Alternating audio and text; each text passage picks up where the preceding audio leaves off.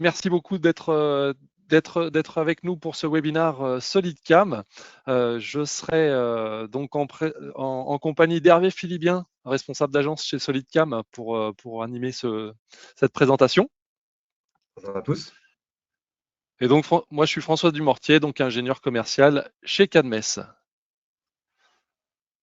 Alors, Cadmes, vous le savez sûrement, c'est une entreprise du groupe Bechley qui représente donc un peu plus de 15 000 collaborateurs avec une centaine de sites en Europe.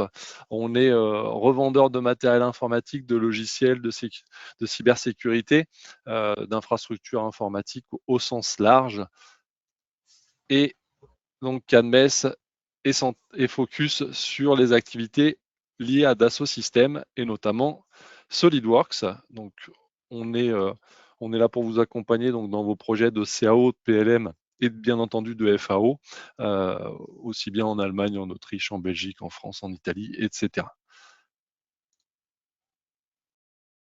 Donc notre mission, c'est vraiment d'aider les entreprises industrielles à aller de l'avant dans ce contexte qui est assez challengeant, comme on dit. Il faut savoir que chez Cadmes, on a une grosse connaissance du secteur industriel, puisqu'on existe depuis une trentaine d'années. On a donc des méthodologies et des solutions logicielles qui sont éprouvées, et on accompagne au quotidien donc des clients industriels à relever ces challenges sur un panel assez large, puisque ça va de la conception à la production, en passant bien entendu par la simulation numérique, la partie gestion de données techniques et collaboration, la gestion et la promotion. Donc si on descend d'un cran et qu'on va sur chaque fonction, elles sont détaillées à l'écran, et vous avez bien compris que ce qui va nous intéresser aujourd'hui, c'est principalement la partie production avec la brique FAO, donc fabrication assistée par ordinateur, qu'Hervé va nous présenter. Comme François vous l'indiquait, SolidCam, on est là, donc une solution de FAO intégrée à SolidWorks, et c'est donc dans ce cadre-là que SolidCam intervient en tant que partenaire de Cadmes pour apporter notre savoir-faire, notre accompagnement métier pour les métiers de l'usinage. Et Cadmes et SolidCam, ensemble, on est en capacité de répondre aux besoins des industriels, mais aussi des établissements d'éducation, donc de les accompagner sur les besoins de la CFAO, aussi bien la conception que la fabrication. Donc, je vais prendre quelques minutes quand même pour vous expliquer qui nous sommes SolidCam et quelles sont les particularités, les avantages de notre solution. Et puis après, on basculera directement donc, dans SolidWorks pour une démonstration de SolidCam. Rapidement, SolidCam, on se positionne en fait comme solution leader de la FAO intégrée, tout simplement parce qu'on a fait le choix de ne pas redévelopper toute la partie CAO, toute la partie dessin. On a fait le choix de venir s'intégrer dans les logiciels leaders du marché, en l'occurrence principalement SolidWorks, pour bénéficier de toute la convivialité, la facilité d'utilisation et aussi toute la force et la puissance de SolidWorks pour les besoins de la fabrication. Et à ce titre, SolidCam, on est en capacité de répondre à l'ensemble des besoins de la fabrication, donc aussi bien le fraisage, le tournage, l'électrographie, le décolletage, et pourquoi pas même l'impression 3D métal, on en parlera juste après. Donc, concrètement, SolidCam, aujourd'hui, on est présent dans plus de 60 pays, c'est un peu plus de 280 employés à travers le monde. Une grosse présence dans l'éducation et dans l'industrie.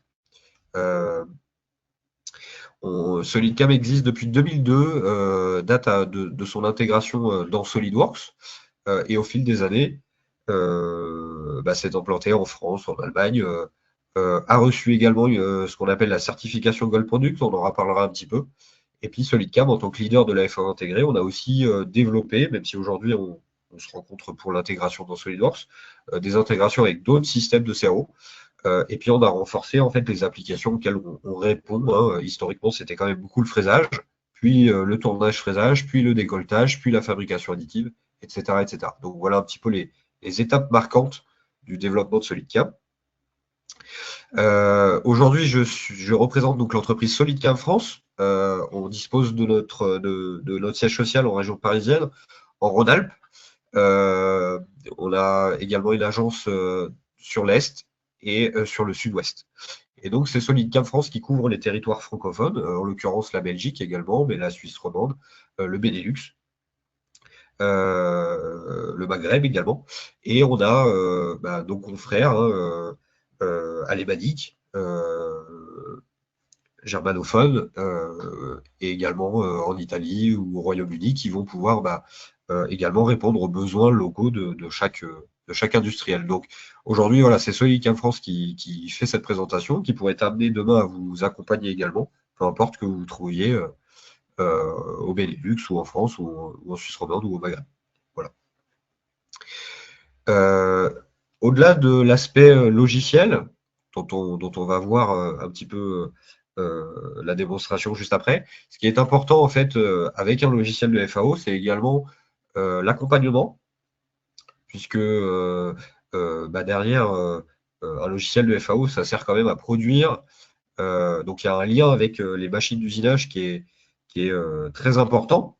Donc avec le logiciel sont fournis des post-processeurs et en règle générale, les formations SolidCam, elles se font euh, par rapport aux besoins des clients, donc en fonction des pièces que vous avez à produire, en fonction de vos machines, en fonction de vos méthodologies de travail, les outillages, vos stratégies d'usage. Donc on fait énormément de formations sur site client, chez vous, de manière à s'imprégner de vos besoins, en fonction de vos caractéristiques de vos pièces et de vos machines. Mais ça sert également à faire une validation sur machine, puisque du coup, le logiciel va calculer des trajectoires, mais l'objectif, c'est de générer un code qui va piloter la machine. Donc, les formations SolidCam, elles sont largement dispensées sur site client, de manière à pouvoir valider les post-processeurs et donc valider le résultat sur machine. On fait bien entendu également de la formation un petit peu à distance, du renforcement, de la découverte, de la prise en main.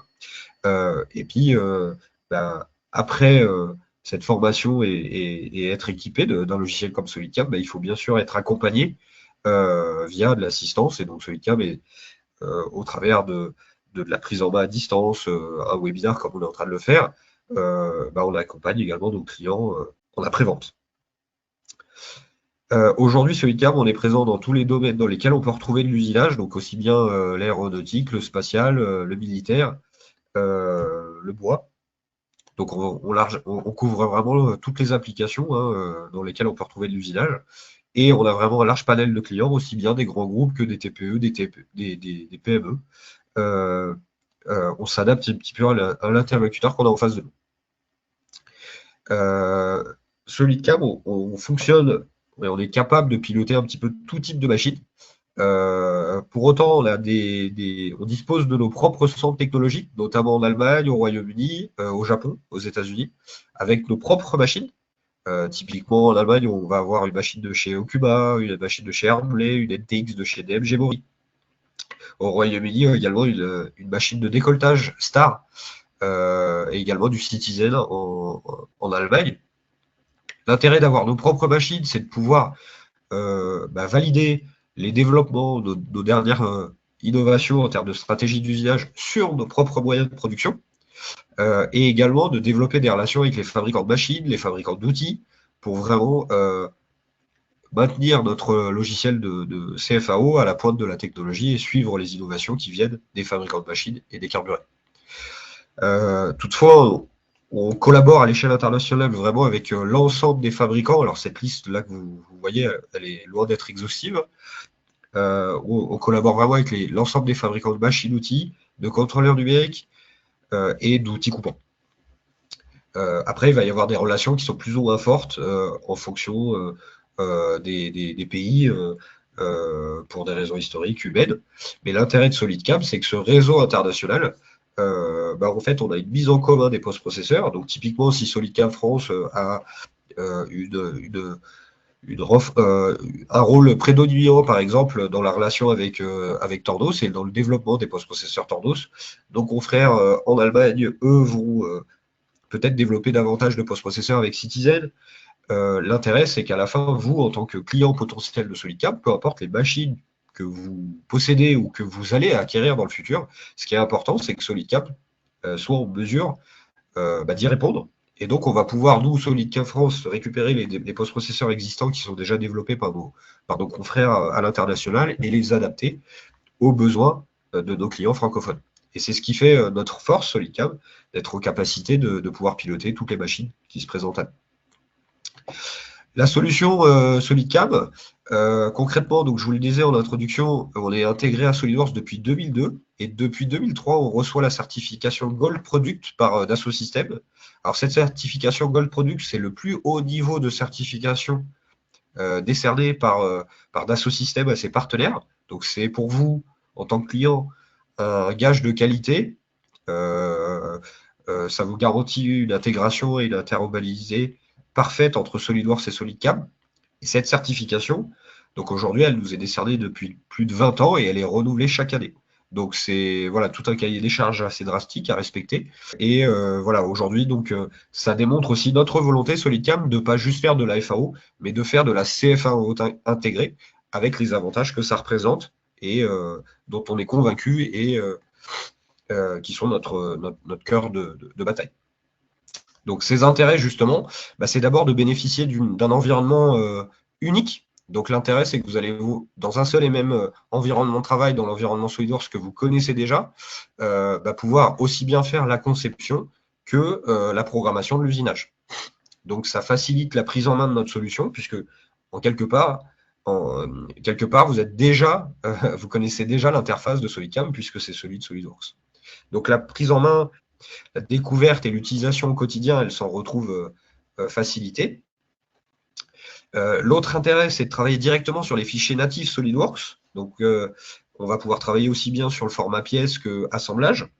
Et donc, on va éviter les erreurs de conversion, typiquement de conversion au format neutre, lors du passage de la CAO à la FAO.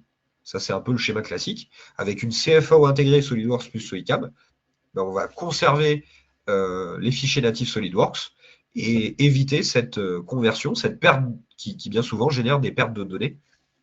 Donc ça peut être perdre les informations de taraudage, perdre les informations de tolérance, perdre les informations, les configurations, puisque du coup, parfois, on peut avoir des pièces qui sont conçues, une seule pièce qui se dérive en X taille ou en X configuration.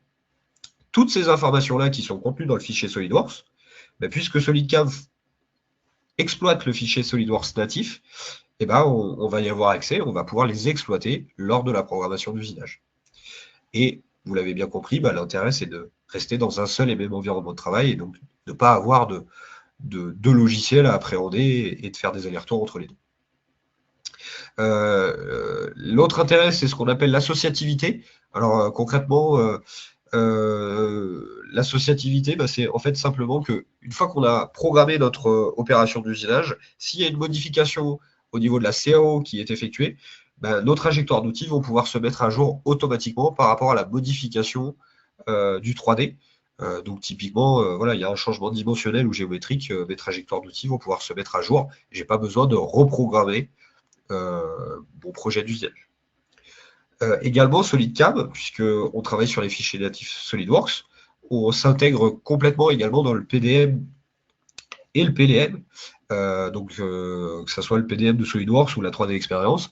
En fait, vous allez pouvoir gérer les révisions, les flux de travail, pas seulement des fichiers CAO de conception, mais aussi les fichiers SolidCam, puisque c'est des fichiers SolidWorks, pour s'assurer que quand il y a une révision au niveau du modèle de conception, que le projet d'usinage, lui aussi, soit bien à jour en conséquence. Dernier petit point, et puis après, on va pouvoir attaquer la démonstration dans le vif du sujet. SolidCam, aujourd'hui, on a une solution globale et modulable, c'est-à-dire qu'en fait, on répond à l'ensemble des applications d'usinage, donc aussi bien le fraisage 2 axes et demi pour tout ce qui est usinage prismatique, mais on fait également du fraisage 3D, de la forme, du moule, si vous avez des formes gauches à usiner. On est aussi capable de faire du 4 et 5 axes positionné. Donc là, on vient incliner une table ou une tête en positionné, et puis après, à nouveau, on retravaille en 3 axes. Mais on sait faire également du 4 et 5 axes continu. On est en mesure de faire du tournage, bien entendu, mais également du tournage-fraisage avec gestion de plusieurs broches, de plusieurs tourelles, de faire de la synchronisation pour faire de l'usinage simultané avec plusieurs tourelles sur une même broche ou usiner sur les 2 broches à la fois. Et puis également gérer tous les équipements annexes, les contrepointes, les lunettes, etc., etc. On est également capable de gérer les machines de décolletage, donc on a un module dédié à cela très performant. On a un module d'électro-roseau à fil pour faire de la découpe droite, dépouillée, avec une dépouille constante ou évolutive. Puis on est également capable de gérer des axes d'inclinaison rapportés sur ces machines d'électro-roseau à fil, et donc de faire la découpe en simultané. Et on a également un module de palpage sur CN pour intercaler des opérations de palpage pour faire de la prise d'origine et des opérations d'usinage. Et puis à nouveau, par exemple, des opérations de palpage pour faire de la mesure en cours d'usinage. Donc ça, c'est l'ensemble de la réponse aux besoins. Et en fonction de vos besoins, à vous, en fonction de vos pièces, en fonction de vos machines, on va vous chiffrer et vous donner accès uniquement aux options dont vous avez besoin. Donc c'est un petit peu la carte. Et c'est complètement évolutif. Le choix de SolidCAM, c'est un choix pérenne, parce que demain, si vos besoins et votre parc machine évoluent, vous allez juste rajouter le module nécessaire. Et donc, en choisissant SolidCAM, vous assurez que si demain vos besoins évoluent, vous n'aurez pas à remettre en cause le choix initial de notre CFAO. On a également un pôle impression 3D métal. On a parfois des clients qui nous sollicitent. Voilà, ils font des pièces en usinage. Ils aimeraient mener une étude comparative de ce que ça pourrait donner en impression 3D métal à côté. Et donc, en fait, dans notre showroom en Allemagne, on dispose de machines d'impression 3D métal en partenariat avec Desktop Metal. Et on est en mesure de mener une étude pour vous, de vous fournir les résultats de cette étude et, s'ils sont pertinents, de vous équiper avec ces machines et de vous accompagner pour que la fabrication additive, elle soit complémentaire finalement à la fabrication soustractive et on voit ça comme une complémentarité pour les ateliers d'usinage. On a également une solution SolidShop qui permet de faire du monitoring, de suivre les révisions dans les fichiers G-code et le lien en fait entre le bureau des méthodes qui fait la programmation et l'atelier et les opérateurs par exemple qui ont besoin parfois de consulter des informations, etc. Donc avec l'intégration dans le SolidWorks et puis également l'intégration avec des solutions tierces comme des logiciels de gestion d'outils, des logiciels de simulation de G-code. SolidCAM, on a vraiment un large panel de partenaires. Et donc ça, c'est un peu le schéma qu'on retrouve classique. C'est peut-être parmi vous, il y en a peut-être certains qui sont déjà dans ce cas. Au bureau d'études, vous avez un logiciel de CAO. En général, c'est SolidWorks. Et puis peut-être que historiquement, vous avez un logiciel de fraisage un logiciel de FAO pour le fraisage. Et puis le logiciel de FAO historique pour le fraisage, il ne répondait pas tout à fait correctement aux besoins du tournage-fraisage, ni aux besoins du décolletage. Donc à la fin, on se retrouve avec une multitude de solutions, des solutions différentes, bien souvent, avec des formats de fichiers différents qui ne communiquent pas et avec une rupture de la chaîne numérique. Et donc SolidCAM, la réponse, c'est d'uniformiser tout ça. D'abord, d'avoir une solution de FAO capable de piloter l'ensemble de votre parc machine, mais également de conserver cette chaîne numérique avec le bureau d'études et cette intégration à SolidWorks, avec l'impression 3D métal en bonus. Arrive maintenant le moment d'attaquer la démonstration. Pour cette démonstration, on va faire un petit projet de fraisage. On va le créer de zéro et faire une programmation ensemble. Puis après, on verra un projet de tournage, fraisage, décolletage. On ouvrira un projet existant. Donc, en premier lieu, ici, je lance SolidWorks. Vous le voyez, en fait, SolidCAM, je démarre pas SolidCAM. Tout se fait à partir de SolidWorks. Et dans les compléments de SolidWorks, SolidCAM apparaît en tant que solution Gold Partner, comme on vous l'avait indiqué. Et donc, en étant installé, à partir du moment où SolidCAM est installé, il va apparaître dans l'environnement SolidWorks. Donc, point de départ, soit on part d'une pièce, soit on part d'un assemblage. Bon, là, je vais partir d'un assemblage assez basique. Donc là, voilà, je fais le choix de partir d'un assemblage qui contient une pièce, un brut qui est modélisé, un élément de bridage, c'est simplement pour vous montrer. Mais je pourrais très bien partir uniquement de ma pièce. SolidCam, ça n'a aucune incidence. L'intérêt, c'est simplement que vous le voyez, dans l'environnement SolidWorks, parce que ce complément SolidCam a été installé, et ben, je vais avoir des onglets ici qui viennent se rajouter dans l'environnement SolidWorks que vous connaissez déjà. Et à partir de ces onglets qui viennent se rajouter, ici, on va pouvoir démarrer un nouveau projet de fraisage ou un projet de tournage ou un projet de fraisage-tournage. Donc, on y va pour le projet de fraisage. Et au démarrage, vous allez avoir 4 étapes préliminaires. La première étape, ça va être de choisir la machine sur laquelle on va travailler, puis ensuite de définir une origine de programmation, un brut et une pièce finie. Et toutes ces informations, elles vont venir se renseigner ici sur la gauche, dans mon arbre FAO. Donc vous voyez, SolidCam est venu rajouter un arbre FAO pour contenir toutes ces informations. Et à tout moment, on va pouvoir basculer comme ça entre SolidWorks et SolidCam, juste en switchant comme ça d'icône. Et également en switchant d'onglet dans SolidWorks si à tout moment j'ai besoin d'ajouter des opérations d'usinage ou si j'ai besoin de revenir et d'ajouter une esquisse ou d'insérer une nouvelle pièce, etc. etc. Donc on y va. Première étape, je vous l'ai dit, c'est la sélection d'une machine. Donc là, on va travailler sur un DMU50 avec un contrôleur numérique Siemens 840D. Mais à tout moment, au début, au milieu, à la fin de ma programmation, je peux basculer sur une autre machine. Ensuite, on va définir une origine de programmation. Pour définir mon origine, tout ce que j'ai à faire, c'est venir cliquer sur mon 3D. Donc, je viens cliquer sur une surface plane et automatiquement, SolidCam en fait, me positionne mon origine avec le Z perpendiculaire à la face que j'ai cliqué. Et vous le voyez ici, j'ai différentes options pour replacer mon origine. Par exemple, si je souhaite la positionner au centre de la face supérieure du cube de la boîte englobante autour de ma pièce. Donc ça me permet d'avoir une origine comme ça au centre. Maintenant, si je le souhaite, je peux très bien réorienter la direction du X et je peux très bien repositionner mon origine, par exemple, dans un coin de mon bout. Je la positionne en tout cas comme j'en ai besoin. On définit une origine associative, on vient sélectionner l'axe Z, on la positionne. Et quand c'est bon, cette origine, on n'a plus qu'à la valider pour s'en servir. Hein. Des origines, on peut en créer autant que nécessaire. Donc là, en l'occurrence, sur un contrôleur numérique, la première origine, ça sera mon G54. Mais je pourrais créer tout de suite ou au cours de ma programmation un G55, un G56, etc. etc.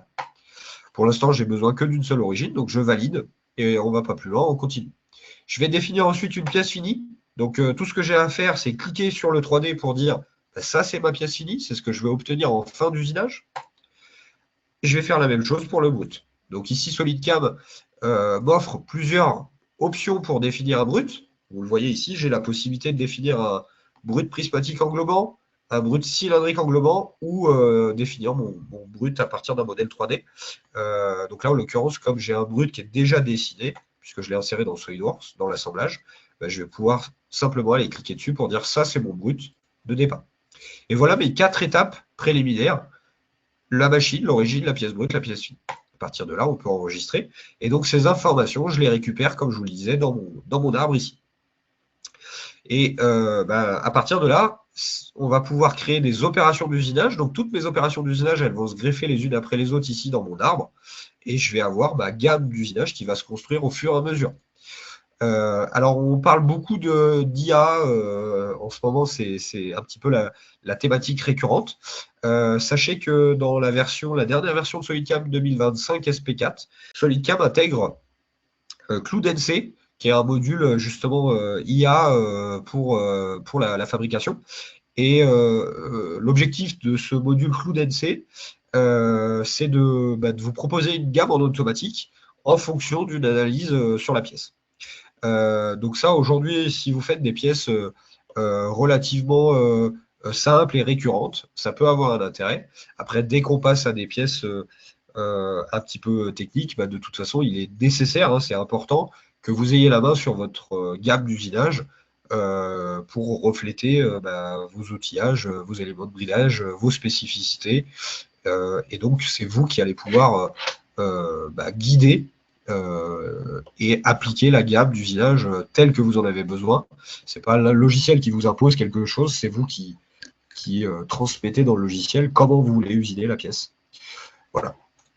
Donc là, je vais créer ma gamme un petit peu manuellement pour vous faire découvrir le logiciel, mais sachez qu'il y a aussi la possibilité, pourquoi pas, de créer une gamme en automatique avec ce complément CloudNC qui apporte une assistance avec l'intelligence artificielle. Donc ici, je vais venir créer en premier lieu une première opération dite 2 axes et demi pour tout ce qui est fraisage prismatique. Donc on retrouve des opérations de surfaçage, de contournage, de poche, de chanfreinage. Ici, vous le voyez aussi, on va avoir accès à des opérations dites 3D et également des opérations 4 et 5 axes continus. Je fais un tout petit aparté également, puisque j'ai défini ma pièce finie, ma pièce brute, mais l'idée, c'est également de définir notre élément de bridage avant de créer l'opération. Donc ici, je vais pouvoir dire, bah oui, on a un bridage qui est dans la CAO, donc on va dire cliquer dessus. Simplement comme tout à l'heure, hein, je clique dessus, il se met en surbrillance, et je vais définir une origine de montage de mon bridage. Je vais simplement lui dire, bah voilà, ce que je souhaite, c'est une origine dans l'axe de révolution de ce que je viens de sélectionner. Donc vous voyez, par défaut, il s'est mis en bas, c'est parfait, mais par contre, le Z, je le veux dans la direction vers le haut.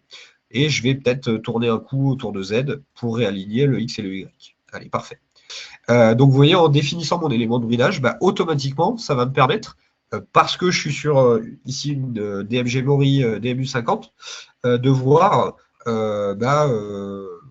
ma pièce, mon brut, mon élément de bridage qui viennent se positionner automatiquement sur ma table. Après, avec la possibilité, pourquoi pas, de s'excentrer, hein, de ne pas rester au centre, de dire mon montage, il est positionné à tel endroit de ma table. Et puis, avec la possibilité, bien entendu, de pouvoir simuler un déplacement et une inclinaison. Donc là, vous voyez les caractéristiques de la machine, le fait de pouvoir tourner à B-10 à plus 100, tout ça, c'est une information qui est contenue dans le post-processeur. Ok, on y va. Maintenant que c'est fait, donc je vais créer une petite opération de surfaçage. Toutes les opérations de SolidCAM, ça se présente sous cette forme. On vient double-cliquer comme ça dans la fenêtre si elle nous gêne pour manipuler, mesurer notre pièce. Et sur la gauche, on va avoir en fait des étapes à définir et on va se laisser guider par les étapes. Première étape, c'est la sélection d'une géométrie. Donc on va indiquer au logiciel ce qu'on veut viser. Là, en l'occurrence, on va surfacer toute la pièce brute. Donc, j'ai rien à sélectionner.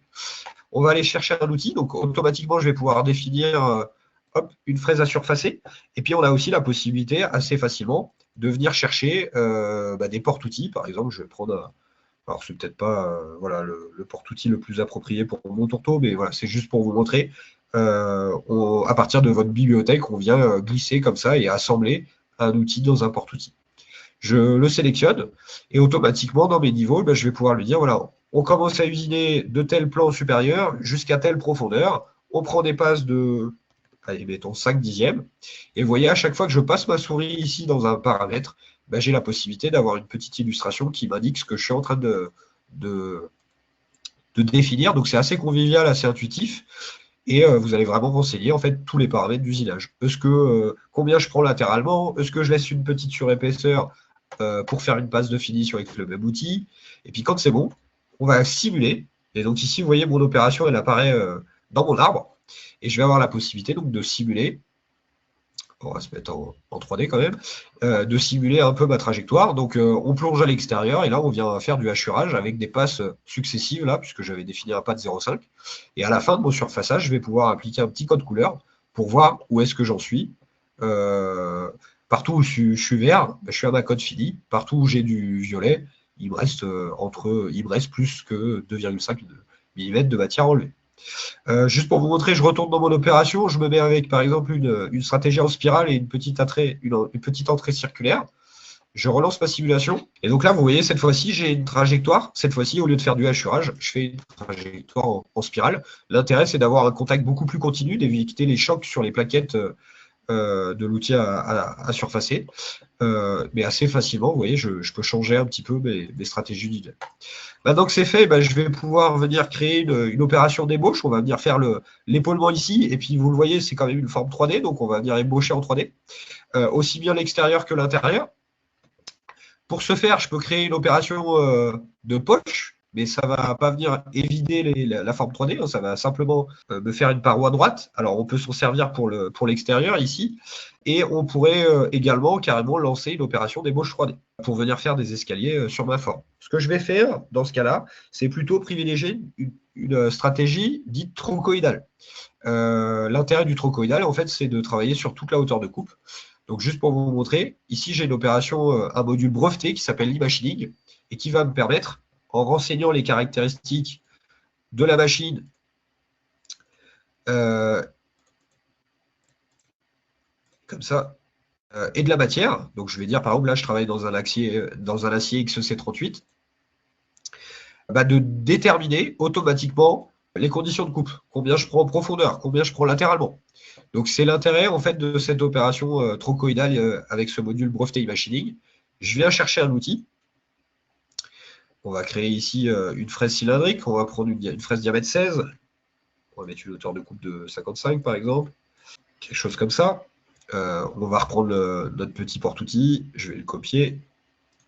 On va le réassembler. Et simplement, par contre, sur ma fraise, on va renseigner une longueur de sortie de 57 mm. Voilà. Je sélectionne ma fraise et je vais pouvoir lui dire, voilà, moi, ce que je veux, c'est que tu viennes usiner jusqu'à cette profondeur-là. Je viens sélectionner, vous voyez, la profondeur, le fond de ma pièce. Ou alors, je peux lui demander de venir usiner jusqu'en dessous de ma pièce, les 52 mm, moins 1 pour être sûr, par exemple, de complètement déboucher. Je vais même cliquer le boot. Et dans l'assistant technologique, vous le voyez ici, c'est pas moi qui vais lui définir combien il prend latéralement, combien il prend en profondeur, quelle vitesse d'avance, quelle vitesse de rotation. C'est le logiciel qui va pouvoir me calculer et me déterminer tous ces paramètres de coupe.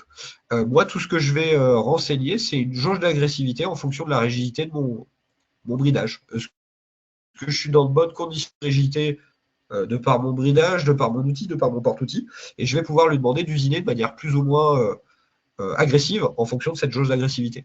Ce module e-machining qui est breveté chez Solidcam, c'est vraiment l'une de nos forces et un de nos différenciateurs par rapport à beaucoup d'autres logiciels de FAO, parce que il simplifie énormément la programmation, et vous allez le voir, il donne un résultat d'usinage assez optimisé et très performant. Donc le principe, c'est de plonger à l'extérieur de la pièce et de venir ici, donc avec une stratégie 3D et trochoïdale. Donc vous voyez, on vient grignoter en faisant un mouvement comme ça en spirale. Alors ça va un petit peu vite, on va réduire. Le but, c'est de venir grignoter la matière comme ça, sur toute la hauteur de passe, sur toute la profondeur, pour contrôler l'engagement de la fraise et maximiser la profondeur de passe. Donc là, vous voyez, on fait tout l'extérieur de ma pièce. Et puis après, on remonte pour faire un premier écrêtage, un premier escalier. Puis on attaque la poche intérieure, puis une descente hélicoïdale, et à nouveau, on refait un petit écrêtage. Donc vous voyez, cette opération e-machining 3D, elle m'a permis d'avoir une ébauche complète de ma pièce. Et si je retourne dedans, je peux très bien lui demander, allez, on va faire une ébauche un peu plus fine, avec une hauteur de crête de 8 dixièmes. Si je relance ma simulation, cette fois-ci, l'écrêtage, il va être beaucoup plus fin.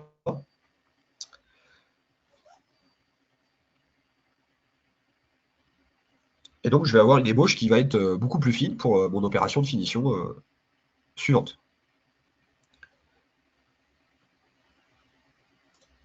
Cette fois-ci, pareil, on ébauche à la pleine profondeur, mais vous voyez que cette fois-ci, j'ai beaucoup plus d'escaliers pour fournir une ébauche beaucoup plus fine. Mais l'intérêt, c'est d'usiner de bas en haut pour toujours travailler avec la plus grande profondeur de passe. Et donc, les gains en termes de programmation sont importants. On a des gains sur le temps de cycle de l'ordre de 70% et plus, donc vraiment des gains importants en termes de temps d'usinage. Et puis, on a aussi des gains sur la durée de vie d'outil, puisqu'on contrôle beaucoup mieux les efforts lors de l'usinage. Maintenant que j'ai fait ça, je vais simplement faire une petite opération de fraisage en roulant pour venir rouler la surface et la finir. Donc là, on tombe dans le domaine du 5 axes continu. Alors, voilà, la pièce n'est pas vraiment finie, mais ça nous permettra d'avoir une vision d'ensemble déjà de la solution. Donc, vous voyez, je viens sélectionner les surfaces que je veux rouler, simplement les sélectionnant les unes après les autres. Je viens chercher ma fraise. Alors, on va la dupliquer. Hein, on va se dire il y avait une fraise d'ébauche et une fraise de finition. Je la sélectionne. Je vais simplement peut-être lui dire, allez, je vais ajouter un petit mouvement d'entrée et un petit mouvement de sortie. Je simule. Donc à nouveau, j'ai une opération qui va apparaître dans mon arbre. avec mon changement d'outil, mon T3. Ah, j'aurais peut-être dû prendre un diamètre plus petit, excusez-moi. Parce que le diamètre 16, il est peut-être un peu gros. Hop, on va dire que c'est plutôt un diamètre 10. Et je ne vais pas plus loin. Ok. Par contre, le but, c'est de faire une seule passe. Ah, donc là, je lui demande une seule passe. Donc, voilà. Donc, on a la possibilité, bien sûr, de balayer ces surfaces. Mais l'intérêt, puisqu'on est sur une machine 5 axes, c'est de venir rouler ces surfaces. Donc, en fait, ici, juste pour vous montrer, ça va me permettre de plonger, de venir rouler comme ça sur ces surfaces pour venir finir le flanc sur toute la hauteur et utiliser l'inclinaison 4 et 5 axes continue de ma machine. Et donc, à la fin, j'applique le petit code couleur, hein, comme on l'avait fait tout à l'heure. Donc, vous le voyez, en fonction du diamètre de fraise, effectivement, peut-être que je ne peux pas venir chercher, donc je devrais utiliser un outil un peu plus petit. Vous le voyez aussi, on vient peut-être mordre un petit peu dans le fond, mais on voit au fur et à mesure où est-ce que j'en suis. Donc, maintenant que j'ai, lors de ma simulation, évoqué ça, je vais pouvoir aller sélectionner le fond pour lui dire, non, je ne veux surtout pas mordre le fond. Donc, je rajoute ça dans mon opération et éventuellement prendre, alors, il y a l'histoire de la longueur de sortie, mais prendre une fraise plus petite. On va dire que c'est une fraise avec une hauteur de coupe de 38, et puis on va la sortir simplement de 40. Hop, je relance mon calcul, je relance ma simulation, et cette fois-ci, on devrait avoir un résultat sans rouge, parce qu'on n'aura plus mordu le fond, et qu'avec du vert. Alors on a peut-être le porte-outil, là, je l'ai vraiment sorti au max. Je pense que je suis allé un petit peu trop... Ah non, c'est bon. Ouais, ma fraise, elle prend beaucoup. Il faudrait quand même le faire en plusieurs passes, mais c'est pour montrer le principe. Et donc, avec le petit code couleur, ça va me permettre de contrôler si oui ou non j'ai mordu dans le fond. Et là, vous voyez qu'on n'a plus de rouge, c'est plus le cas. Et oui ou non, si j'ai fini mon rayon. Donc, cet aspect simulation, il est très important puisqu'il nous permet de contrôler. Dernier point, et on aura fait le tour de ce que je voulais vous montrer. On a la possibilité de lancer une simulation dite machine. Donc, cette fois-ci, ce n'est pas pour contrôler la trajectoire et l'enlèvement de matière, c'est pour vraiment contrôler tout l'environnement de la machine, vérifier qu'on n'ait pas de hors-course, vérifier qu'on n'ait pas d'interférence, de collision entre les éléments de ma machine, entre la broche par exemple et la table. Donc ici, vous voyez, on récupère tout l'environnement de la machine et je vais pouvoir donc lancer ma simulation. Donc au début, notre petit surfaçage, rien de bien méchant. On va accélérer un petit peu. On travaille aussi en 3 axes après au moment de l'ébauche trochoïdale avec notre module breveté e-machining. Par contre, ce qui va m'intéresser, c'est l'opération suivante à partir du moment où on va faire du 4 et 5 axes continu. Je le laisse faire.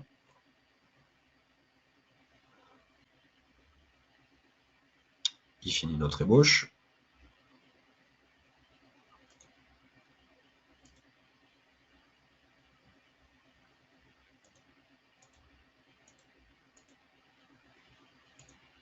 Alors, comme j'ai qu'une passe en finition, je voudrais éviter que ça aille un peu trop vite. Allez. Et là, à partir de là, vous le voyez, j'attaque la partie 4 et 5 axes continus, donc avec un B et un C qui se déplacent pendant que je me déplace en X, Y, Z. Et juste pour vous montrer, si je faisais en sorte, moi, de descendre plus profondément en Z, ou si je faisais exprès de générer une collision, l'intérêt, c'est que SolidCam va tout de suite m'informer qu'il y a 2 éléments en collision ou qu'il y a un hors-course. Donc voilà un aperçu de SolidCam. Bien entendu, l'étape finale, c'est de générer éventuellement une documentation avec la liste des outils, la liste des opérations et le code. Donc là, pour une machine Siemens 840D, mais pour aller piloter cette machine. On arrive un peu au bout de cette présentation. C'est une première initiation, c'est pour vous montrer un peu de quoi est capable SolidCam. Vous le voyez ici, j'ai accès aux opérations de tournage, à la synchronisation des canaux, au palpage. Donc on est vraiment en capacité de faire beaucoup plus. Yann Mess, François Dumortier et moi-même, on se tient à votre disposition pour éventuellement approfondir ce sujet s'il y avait un intérêt pour vous. Merci beaucoup d'avoir assisté à ce webinaire et bonne journée à tous.